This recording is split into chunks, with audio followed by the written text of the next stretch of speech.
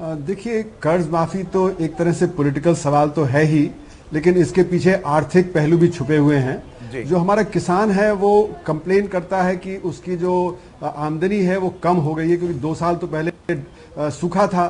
उसके बाद अब जब क्रॉप अच्छी आई तो ये जो नोटबंदी हुई उसके चलते वेजिटेबल्स, फ्रूट्स और जो दालों के दाम काफी कोलैप्स कर गए, क्योंकि डिमांड मार्केट में कम हो गई, तो उसकी आमदनी उससे कम हो गई। दूसरी तरफ ये हुआ कि जब वो बुवाई कर रहा था खासकर उत्तरी भारत में, तो उस समय उसके पास नोट नहीं थे, उसने जो कर्ज लिया और वो कर्ज का कॉस्ट हुआ, उसको जो इनपुट ज्यादा लगाने पड़े, तो कॉस्ट ऑफ कल्टिवेशन इस साल बढ़ गया है।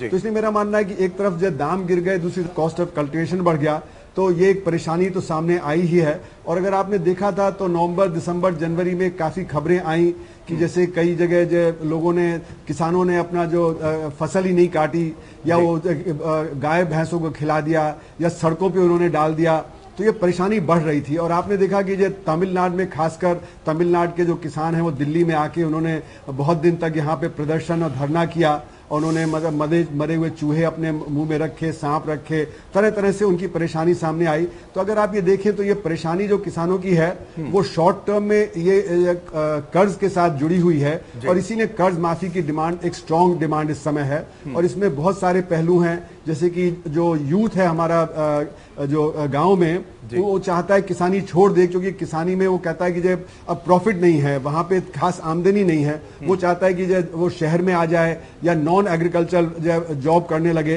लेकिन नॉन एग्रीकल्चर जॉब जनरेट नहीं हो रहे, क्योंकि रूरल एरिया में उतना इन्वेस्टमेंट नहीं हो रहा जितना होना चाहिए। और हमारे जो पॉलिसी मेकिंग है वहां पे एक अर्बन बायस है। तो मतलब हम यहाँ पे इंडस्ट्री को तो लोन आसानी से दे देते हैं, वहां पे इतना एनपीए बढ़ गया है, 8 लाख 9 लाख करोड़ रुपए का हो गया है, और पिछले साल 1,14,000 करोड़ रुपए की जो वहां पे राइट ऑफ भी कर दिया था लोन। पर जब किसान की बारी आती है तो ये हम उसमें अर्बन बायस के चक्कर में चल के कहते हैं कि ये इससे करेंगे तो जो परेशानी आ जाएगी। अभी रिजर्व बैंक ऑफ इंडिया के गवर्नर ने भी कहा यही बात, अभी वित्त मंत्री भी यही बात कह रहे हैं।